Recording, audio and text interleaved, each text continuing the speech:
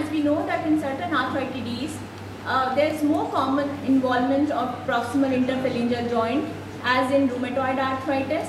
There could be involvement of distal interphalangeal joint predominantly, which occurs in osteoarthritis. Reticulohistiocytosis can occur even in sarcoidosis, gout. So, to know the pattern of arthritis is also very important. I had a beautiful diagram to show the pattern and the symmetry of involvement of joints.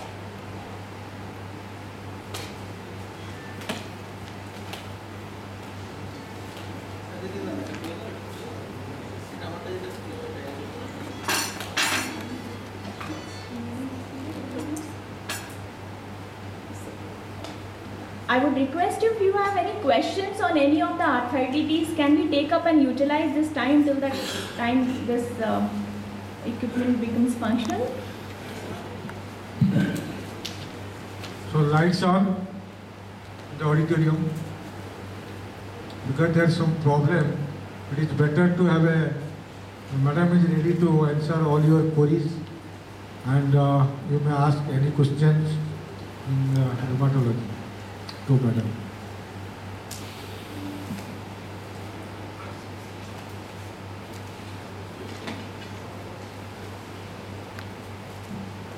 I can talk about a bit on rheumatoid, which I have slides, I'll show you later. Rheumatoid arthritis, I'm sure physicians and orthopedicians would be coming across patients having predominantly joint symptoms as well as extra-articular manifestation. So as we define that, if a patient has symmetrical, inflammatory, chronic polyarthritis involving small joints of hands excluding EIP. And these patients can have extra-articular involvement also in various forms, like can have eye involvement, scleritis, episcleritis. Patients can, and later on that can even evolve into scleromalacia. Patients can have interstitial lung disease, can have GI involvement, can have neurological involvement in a form of peripheral neuropathy. Thanks.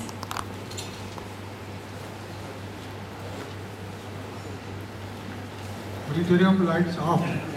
Auditorium lights off. Yes, please. Very nice, in fact, fascinating talk. I had a patient of rheumatoid arthritis who is on treatment of around 54 years. Now she presented with a left lower limb constipation, no fever, slight decrease in appetite. He has no symptom of night sweat. His titer is almost in the normal range.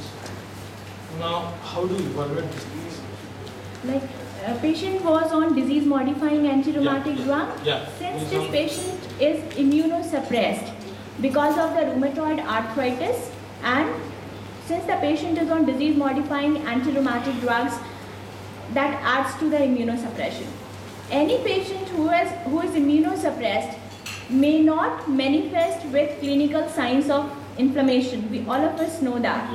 So maybe this patient has infection in the lung, which is manifesting as lower lobe pneumonia, or these patients are predisposed for malignancy also.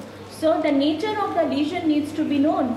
So basically talking about investigations, we can subject patient for CT scan, CT chest, even bronchoscopy can be done if required, and the bowel fluid can be sent for gram stain and for... I did bronchoscopy on this patient. CT scan actually.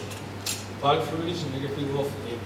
The bowel fluid analysis shows neutrophil, predominantly neutrophil, and there is no further, like no fungal element, no other things I would have to see. So now I wonder, so I should start some antibiotic. Even I have given an antibiotic of 10 days. After that, there is no response. So now I'm thinking whether it's a tuberculosis or it's a rheumatoid arthritis itself involving lung. So that is rheumatoid arthritis involves lung as interstitial lung disease. There could be nodules in the lung, but consolidation is not known to occur in rheumatoid arthritis per se as a primary involvement of lung.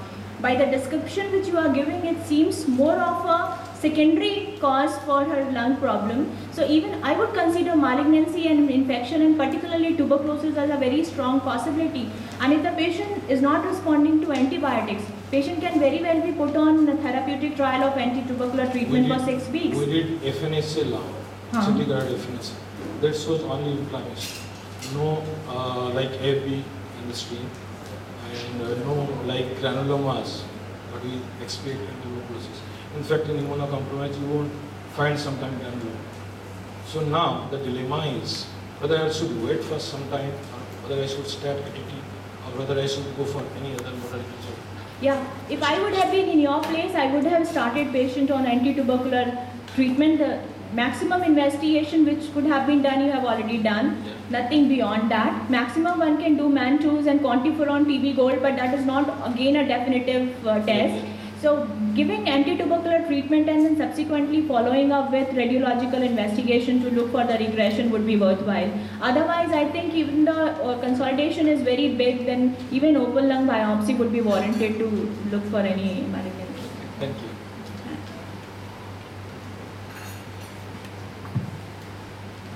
So look at this diagram. Our colors are changing probably because of difference in the software in this laptop. You can see the DIT joints here. They are predominantly involved, as I said, in osteoarthritis, psoriatic arthritis and reactive arthritis. Another cause adds here is multicentric reticular histiocytosis, which are very rare disorder. And PIP joints are predominantly involved in osteo, systemic lupus erythematosus, rheumatoid arthritis, psoriatic. Metacarpophalangeal joint, predominant involvement in rheumatoid arthritis, pseudogoutis, CPPD disease, hemochromatosis. First, CMC, carpometacarpal joint involvement is commonly seen in osteoarthritis. And wrist joint can also get involved in any of these arthritides. These are some of the examples only. There are other conditions where these joints can also get involved. Looking at the symmetry is also important. At least a patient who has chronic inflammatory polyarthritis and that is symmetrical, then these are the commonest causes like rheumatoid arthritis, systemic lupus erythematosus. This is polymyalgia rheumatica, which usually presents in elderly males. Rheumatic fever, sarcoidosis. There's something called adult onset Still's disease, which is the diagnosis of exclusion, usually commonly affects young males.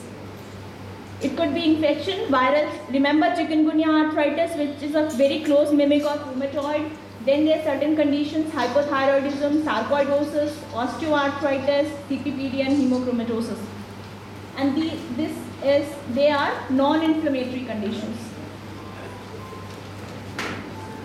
Asymmetrical, particularly in seronegative spondyloarthritis patients, which include ankylosing spondylitis, reactive arthritis, psoriatic, enteropathic, JIA, juvenile idiopathic arthritis, or spondyloarthritic variety. Infections like septic arthritis, bacterial endocarditis, cancer-associated arthritis can also manifest as asymmetrical polyarthritis, then gout here. And we all know that rheumatoid arthritis is a prototype chronic inflammatory polyarthritis.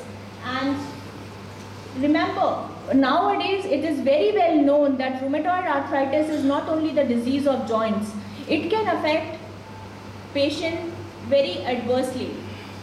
It's now seen as coronary artery disease precursor. It's a pre-malignant condition. Patient is predisposed to various malignancies, and it is very important to remember that rheumatoid arthritis per se can reduce the lifespan of an individual by 10 to 15 years. In this diagram, you can see that in rheumatoid arthritis, not all patients develop erosive arthritis, but those who develop erosive arthritis, they do so within 2 years of diagnosis of rheumatoid arthritis. 75% patients they develop within 2 years. And erosions can be seen as early as 3 months. So then came the concept of window of opportunity. How early is early in rheumatoid? When to start these patients on disease-modifying anti-rheumatic drugs. Because initially used to be the case like patients were put on non-steroidal anti-inflammatory drugs, or some steroids were, short course of steroids were given for some period of time, which is now considered as waste of time. Patients should, once diagnosed, need to be put on disease-modifying anti-rheumatic drugs. And this is scientifically proven that if a patient is started on treatment, the color of line is different in my presentation, it's coming same.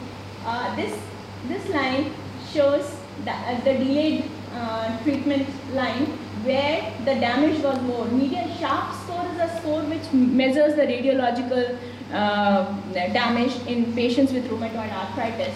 So in patients who were put on treatment late had more radiological damage than in whom treatment was started early. So what is the concept in the treatment of rheumatoid? Now no more low disease activity. Initially